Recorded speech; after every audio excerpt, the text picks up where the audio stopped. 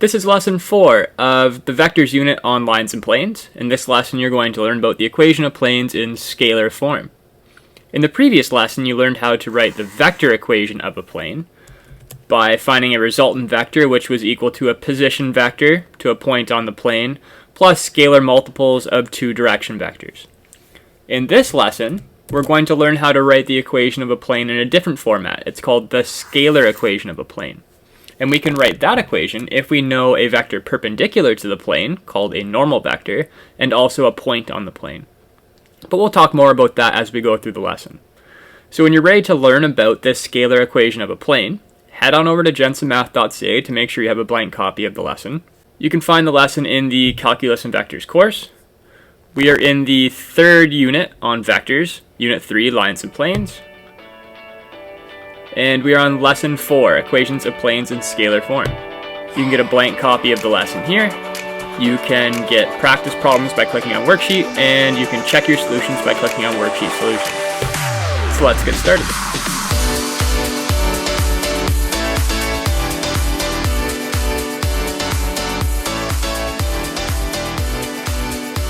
Okay, before we can do any examples, we have to make sure you understand this section right here. This is the important part of this lesson.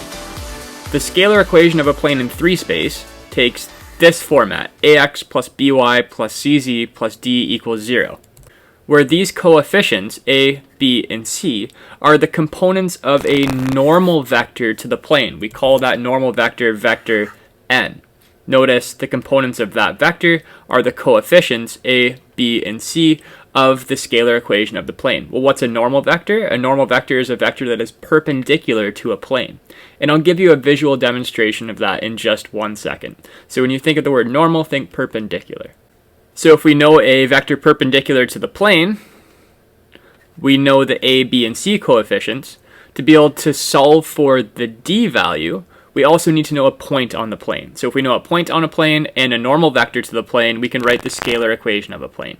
So let's look at example 1. Example 1, determine the scalar equation of a plane that has normal vector 3, negative 2, 5, and contains the point 1, 2, negative 3.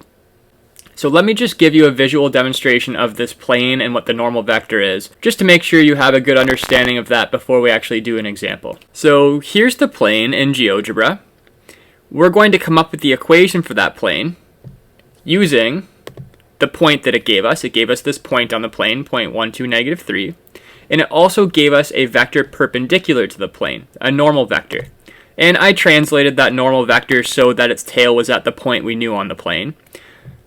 But I could translate it so that its tail is at any point on the plane, and it would still be perpendicular to the plane. That's what makes it a normal vector. It's a vector that's perpendicular to the entire plane. So if we found the angle between that normal vector and any line that laid on the plane, the angle would be 90 degrees. So while we're doing example 1, I have 2 methods here that I planned on going through with you, but I think we're only going to do method 2. Method 1, if you're interested in an alternate method to coming up with the scalar form equation, feel free to look at my lesson solutions. But I feel like method 2 is a lot more straightforward, it's easier to use, and I think it makes more sense. So let's stick with method 2. This is the way that you're going to do the rest of the questions anyways. So for method 2, creating the scalar form equation, the first step is to write the components of the normal vector as the coefficients of your x, y, and z variable. So sub in those components as your a, b, and c coefficients. So that's our first step. So let's do that. So we would have 3x minus 2y plus 5z plus d equals 0. So we still need to find a value for d, and to find that value for d, we have to sub in this x, y, z point that we know is on the plane for x, y, and z, and then solve for d. So let's do that. So I would get 3 times 1 minus 2 times 2 plus 5 times negative 3 plus d equals 0. I have an equation with one unknown. We just solve for that unknown. So my products are 3 minus 4 minus 15. That would give me negative 16. Therefore, d equals 16. So I can now write the scalar equation of the plane that defines all points on the plane by subbing in for a, b, c, and d, and leaving x, y, and z as variables in the equation. So my final equation would look like 3x minus 2y plus 5z plus 16 equals 0.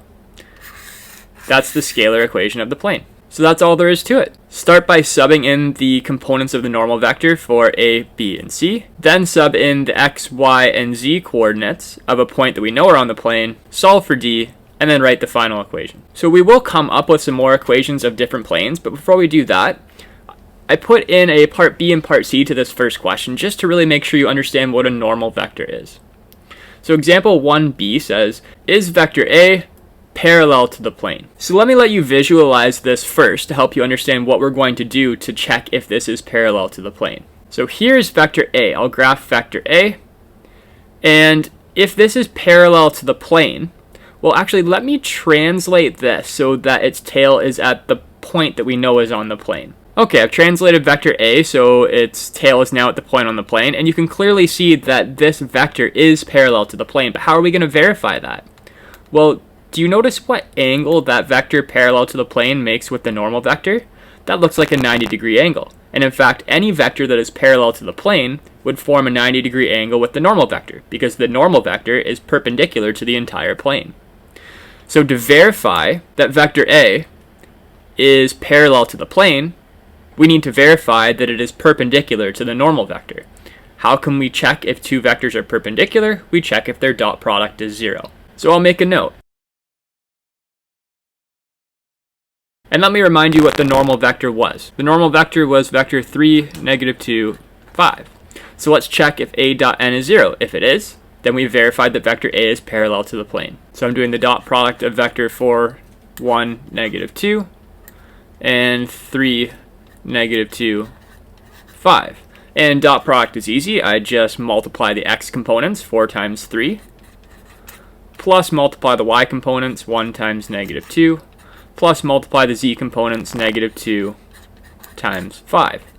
So I've got 12 minus 2 minus 10. That's 0. So I've verified that vector a is perpendicular to the normal vector. That must mean vector a is parallel to the plane. 1c says, is vector b normal to the plane? So we were given a normal vector. Let me remind you about that. So we know this vector, 3, negative 2, 5, is normal to the plane. But is this vector also normal to the plane? Is it also perpendicular to the plane? Let me show you in GeoGebra what that vector looks like, and hopefully that will help you realize what we need to do to verify that it is in fact normal to the plane. Alright, so here's vector b. I'll have to zoom out so you can see the whole vector. There it is, there's vector b. So we're checking to see, is that vector perpendicular to the plane? Is vector b a normal vector of the plane? Notice vector b and the normal vector look like they're parallel. And in fact, that's the only way that vector b could be a normal vector to the plane, is if it was parallel to the normal vector. Another way of thinking about vectors being parallel would be to say that those vectors are collinear. And collinear means they could be translated to be on the exact same line. And watch, if I translate vector b so that its tail is at the same point as the tail of the normal vector, they'll be right on top of each other. They would fall on the exact same line. Notice how vector b and the normal vector are collinear. Okay, so vector b is clearly a normal vector to the plane. It clearly makes a 90-degree angle with the plane. So how do we prove that? We have to prove that the normal vector and vector b are collinear, and we can prove that by showing that they are scalar multiples of each other. Collinear vectors are scalar multiples of each other. So I'll make a note of that.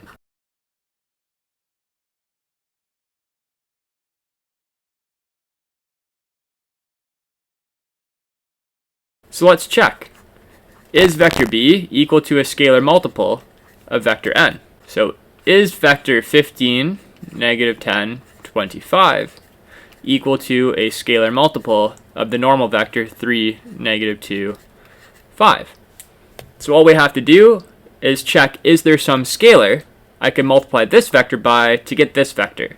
So you could probably see, yeah, it's 5, so it is a scalar multiple, so they are collinear, which means vector b is normal to the plane. But let me just show you how we could do it algebraically if you weren't sure. So we check, are the x components scalar multiples? 15 equals 3k. And we also check for what scalar multiple the y components are. So negative 10 equals negative 2k. And what scalar multiple are the z components? 25 equals 5k. And if these two vectors are scalar multiples, we should get the same answer for k for all three of those. So for this one, we get k equals 5. For the y components, we get k equals 5. And for the z components, we get k equals 5. So we just figured out vector b is equal to 5 times the normal vector. So they're scalar multiples of each other. Therefore, those two vectors are parallel, which means they're collinear, which means vector b is also normal to the plane. Therefore, vector b is normal to the plane. Alright, example 2. Find the scalar equation of the plane containing these 3 points. So to write the scalar equation of a plane, remember it's in the format ax plus by plus cz plus d equals 0, where a, b, and c are the coefficients of a vector normal to the plane, so a vector that's perpendicular to the plane. And then we solve for d by subbing in the components of that normal vector and then also subbing in a point on the plane. So we need to know a normal vector and a point on the plane to write this form of the equation. Well, I know a point on the plane. In fact, I know 3 of them, but I don't know a vector perpendicular to the plane. So what are we going to do? Let me show you in GeoGebra. So this is what we know. We know these 3 points are on the plane, but how do we come up with the equation of this plane? We're going to need to know a vector perpendicular to this plane. So how we find that are by finding 2 non-collinear vectors that lie in the plane. So I could find the vector that connects any 2 pairs of these points. I decided to choose vector AC and vector AB. Notice those 2 vectors are non-collinear. Why did I bother finding these 2 vectors? Neither of those vectors are normal to the plane. In fact, they're parallel to the plane. But I know that if I did the cross product of those 2 vectors, I would get a vector that would be perpendicular to both of those, making it perpendicular to the plane, and that's what we want. Watch, I'll do AC cross AB. And let me translate it so that its tail is at point A. Notice that vector, let me zoom out so you can see it a bit better. That vector is perpendicular to both vectors AB and AC, making it perpendicular to the entire plane. So it's a normal vector. And I could use any scalar multiple of that normal vector. So instead of using negative 33, negative 11, 77, let me divide each of those components by negative 11, and I get the vector 3, 1, negative 7. That vector is a normal vector. It's perpendicular to the plane. Any scalar multiple of the cross product would be perpendicular to the plane, making it a viable normal vector. So we'll use 1 as reduced as possible. So we would use 3, 1, negative 7. So let's come up with this information algebraically. So let's start by finding our 2 vectors that are parallel to the plane. And these vectors have to be non-collinear. So I couldn't do AB and BA. Those would be collinear. I need non-collinear vectors. So I'll do vector AB. So when you're finding the vector that connects point A to point B, when you're finding the x, y, and z components, always do tip minus tail of the x, y, and z coordinates of the tip minus the x, y, and z coordinates of the tail. So to get the x component of vector AB, I would do the x coordinate of the tip, point B, minus the x coordinate of the tail, point A. So 4 minus negative 3 is 7. To get the y component, I would do the y coordinate of the tip minus the y coordinate of the tail. 6 minus negative 1 is also 7. And to get the z component, I would do the z coordinate of the tip minus the z coordinate of the tail. 2 minus negative 2 is 4. So this would be one vector parallel to the plane. I could use any scalar multiple of this, but that doesn't reduce, so we'll leave it at that. And now let's find another non-collinear vector to AB that is also parallel to the plane. So I'll do AC. And vector AC, following the same format of tip minus tail, let's get the x component, 5 minus 4 is 1. Let's get the y component, negative 4 minus 6 is negative 10. And the z component, 1 minus 2 is negative 1. So I have those 2 vectors, vector AB and AC. Those are the vectors parallel to the plane. I could use those vectors to come up with a vector perpendicular to the plane by finding their cross product. So the normal vector will be equal to the cross product of AB cross AC. And hopefully you remember how to find cross product. Beneath AB, I'll write second component, third component, first component, second component of vector AB. So 7, 4, 7, 7. And beneath vector AC, second component, third component, first component, second component. So negative 10, negative 1, 1, negative 10. And now I can find the x component of the normal vector by doing that product minus that product. So negative 7 minus negative 40. So negative 7 plus 40, that's 33. And then I can find the component by doing that product minus that product. 4 minus negative 7, that's 11. And the z component, that product minus that product, negative 70 minus 7 is negative 77. So notice that is equal to 11 times, so I'll divide each of those by 11, 3, 1, negative 7. So I can use the reduced version of the normal vector 3, 1, negative 7. So my normal vector is vector 3, 1, negative 7. So when I write the scalar form equation of the plane in the format ax plus by plus cz plus d equals 0, I can plug in the x, y, and z components of the normal for the a, b, and c coefficients. And then I can pick any of my 3 points to plug in for x, y, and z, and then solve for d. And the fact that we've reduced the normal vector up there saves us from having to worry about reducing our scalar form equation at the end. So let's sub in 3, 1, negative 7 for a, b, c, and then let's pick point b to sub in for x, y, and z. Okay, I just wrote a reminder about the normal vector and point b right there for you. We'll use the components in the normal vector for a, b, and c. And we'll use the coordinates of the point on the plane for x, y, and z. And that will allow us to solve for d. So 3 times 4 plus 1 times 6 minus 7 times 2 plus d equals 0. So we've got 12 plus 6 minus 14 plus d equals 0. 4 plus d equals 0. D equals negative 4. So our final answer would be 3x plus y minus 7z minus 4 equals 0. And notice this equation does not reduce, and that's because we took the time to reduce the normal vector before plugging it in. So this is the correct final answer, as simplified as it gets for the scalar equation of that plane. Alright, example 3. We're going to find the scalar equation of 2 more planes. The first one, there's actually a really nice shortcut, but in order to understand how the shortcut works, let me take you through doing this kind of the long way first. So it says find the scalar equation of a plane parallel to the xz plane through the point negative 7, 8, 9. And remember, to write the scalar equation of a plane, we need a normal vector and a point on the plane. So we've got a point on the plane. Now we just need a normal vector, a vector perpendicular to the plane. So let me just make sure you understand what an xz plane is. So here I have GeoGebra showing you the xz plane. It's the plane that extends infinitely in the positive and negative x direction and infinitely in the positive and negative z direction. Now it says that the plane we want is parallel to this one, but contains the point negative 7, 8, 9. So let me move this point that I have at the origin right now to negative 7, 8, 9. So I'll change the x-coordinate to negative 7. I'll do the z-coordinate next, change that to 9. The important thing here is the y-coordinate is 8. Notice that changed the position of the plane. So we want the equation of this plane. We want the equation of the plane. It's parallel to the xz plane still, but it now contains this point over here at negative 7, 8, 9. So we want the equation of that plane. So to write the equation of that plane, we need a vector that is perpendicular to that plane.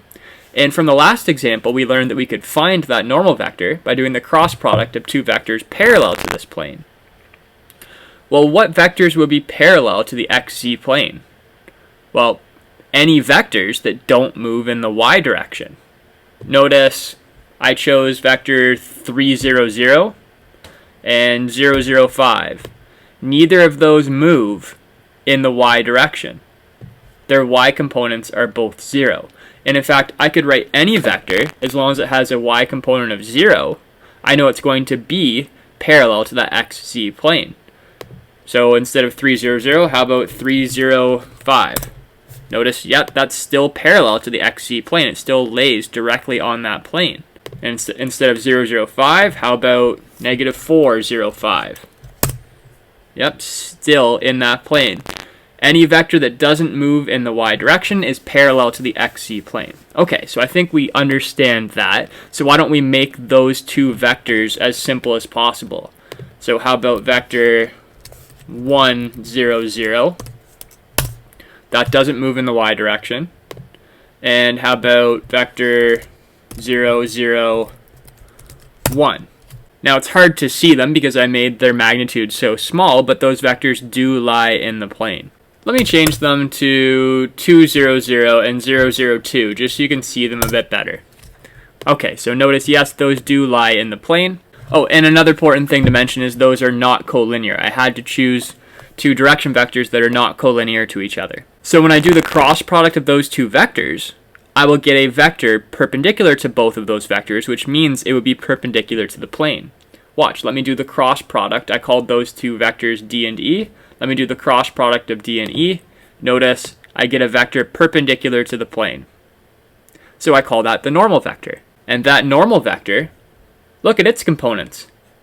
It has 0 as the components for x and z, but it has a y direction. And in fact, any vector that only moves in the y direction would be perpendicular to the xz plane. Let me prove that to you. Let me call this vector m. Make it 0, 7, 0. And let me translate it so that its tail is at the point that we know.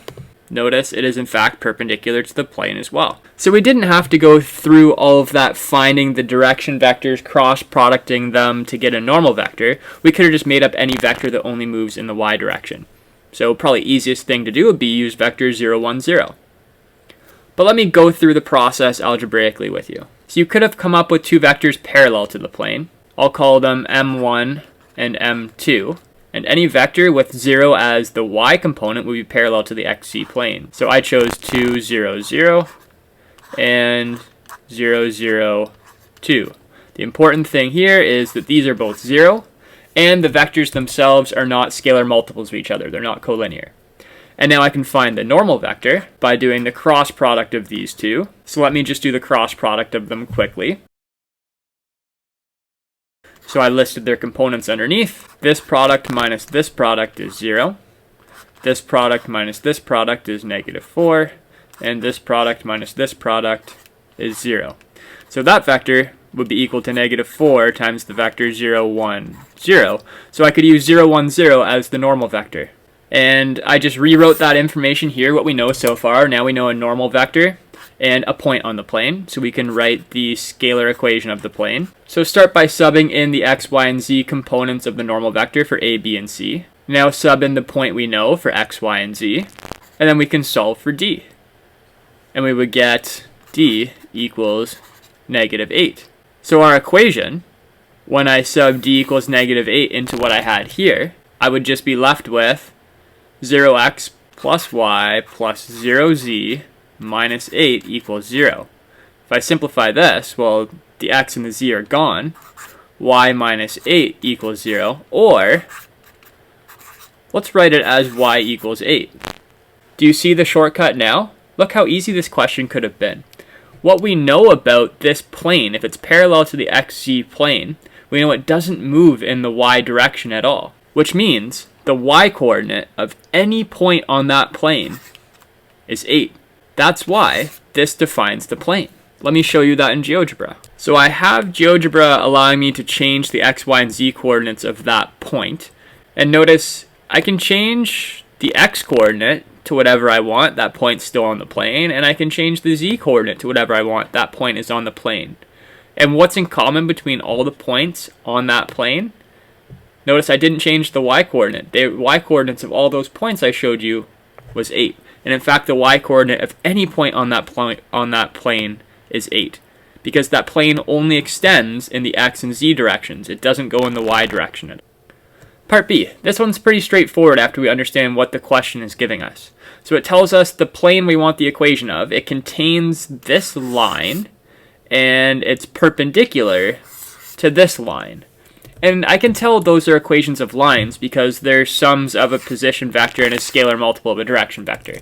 So we're given a line that is on the plane, and we're given a line that is perpendicular to the plane.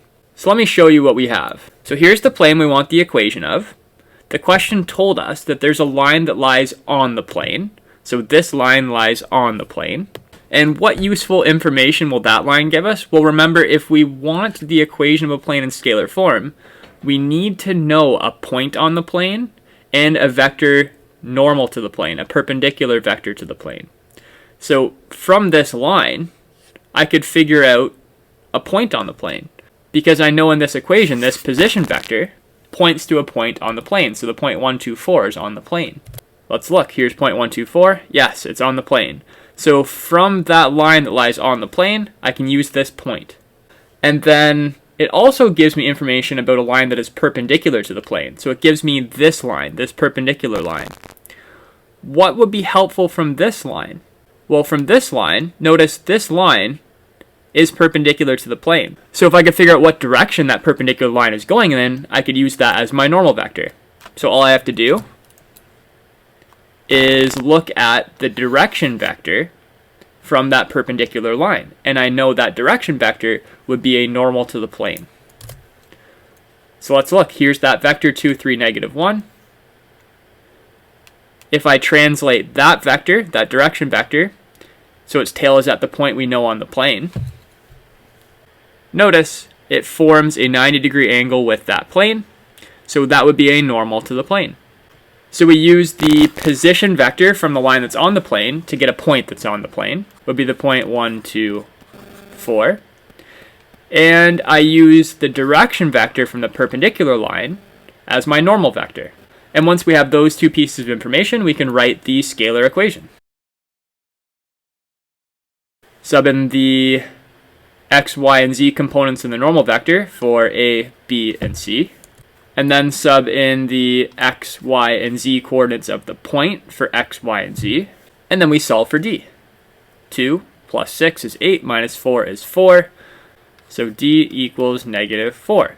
So I can write the final equation by rewriting this line with the d value subbed in. So there's the final answer. There's the scalar equation of that plane. So that's it. We've gone through a few examples creating scalar equations of planes given different pieces of information, but there's lots of ways I could give you information that would allow you to come up with a normal vector and a point on the plane. So make sure you try the practice problems so you can see all the variations of these questions.